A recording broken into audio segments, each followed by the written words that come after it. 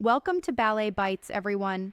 Today we're diving into the world of ballet training, talking about how it builds everything from flexible hamstrings to sharper memories, and even tackling 5 burning questions sweeping through the dance community. I'm all in for that. So, we're looking at how ballet isn't just about graceful moves. It's about full body, full mind engineering. Exactly. It's like combining art with science. First off, let's talk cross-training for injury prevention. According to that March 2025 study in the International Journal of Sports Physical Therapy, a whopping 75% of adult dancers reported missing classes due to injuries, and overuse is the big culprit. Yeah, right. And I find it interesting that Dance USA's task force paper from 2023 highlights Pilates, strength circuits, or swimming as game changers. It's almost like dancing is your daily workout, but you need an extra dose of variety to keep those injuries at bay. Precisely. It's like brushing your teeth every day. Non-negotiable, right? Studios are even scheduling a conditioning hour right after technique classes. It's a shift from the old idea that weightlifting will bulk you up. Instead, strong muscles actually reduce the risk of ankle rolls and stress fractures. Definitely. But I gotta ask, don't you think some might be too quick to jump on the cross-training bandwagon without considering individual differences? I mean, sometimes the traditional methods have been working well for many dancers. True, I see your point, but the data really does suggest a change.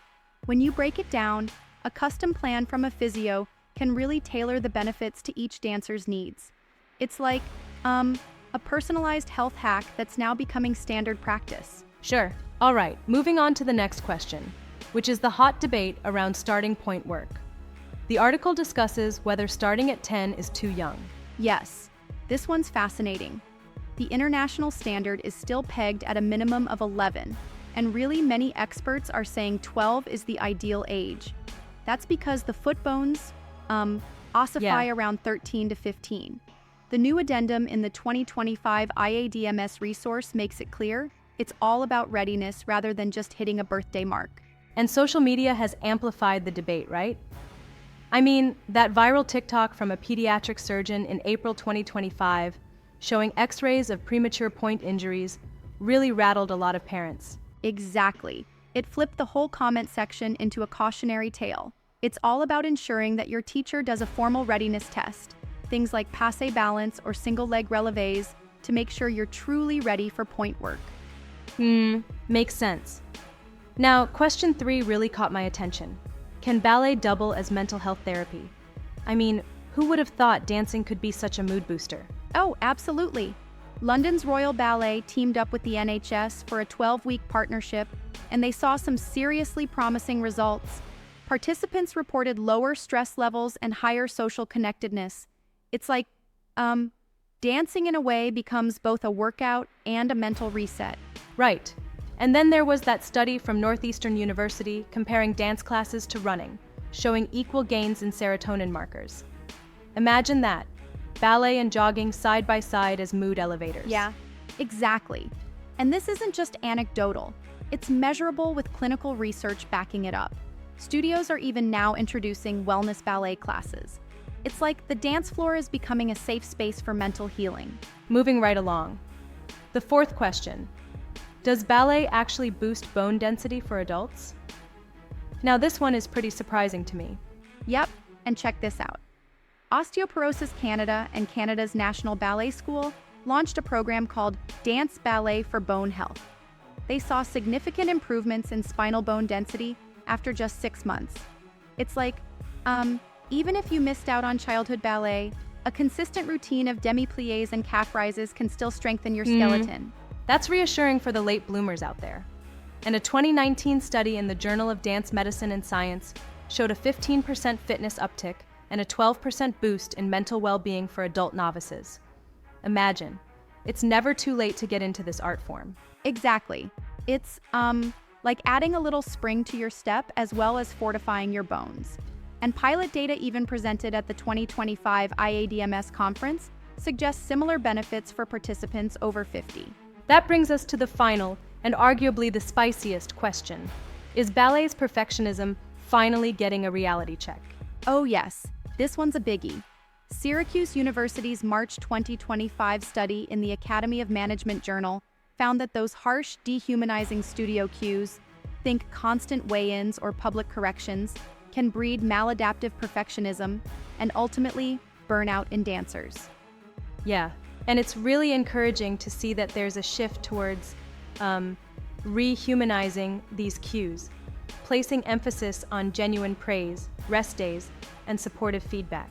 It's like, wait, shouldn't art be about expression and growth rather than relentless self-critique?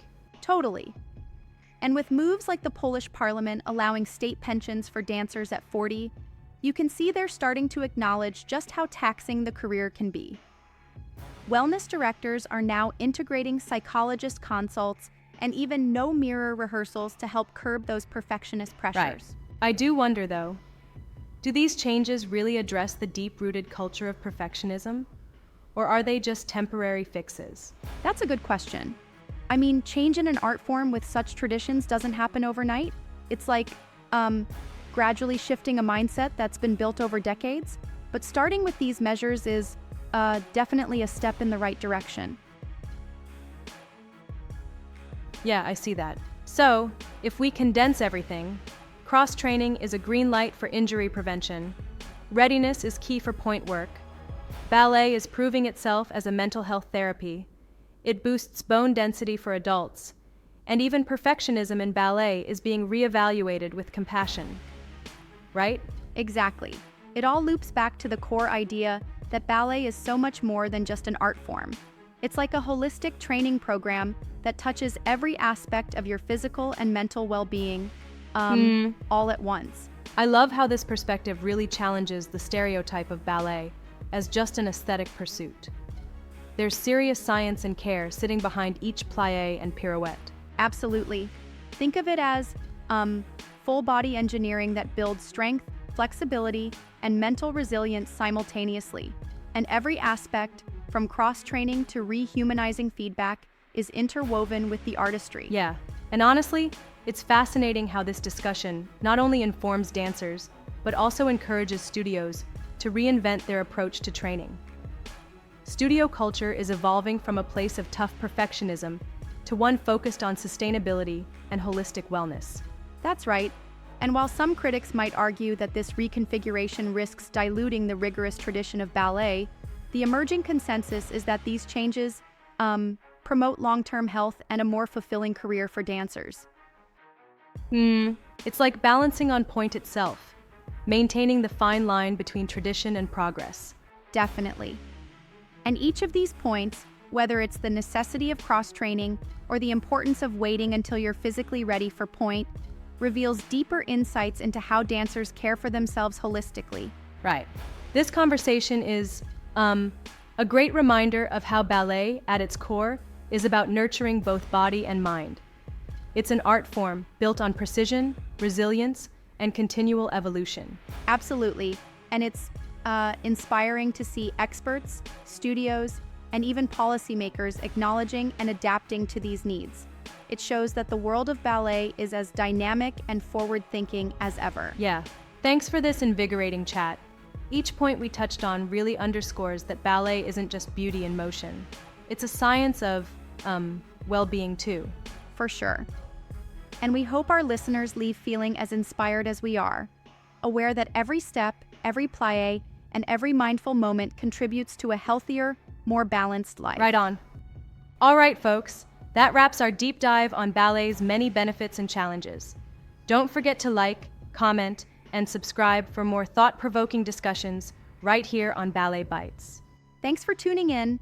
Keep dancing, stay passionate, and we'll catch you on the next deep dive.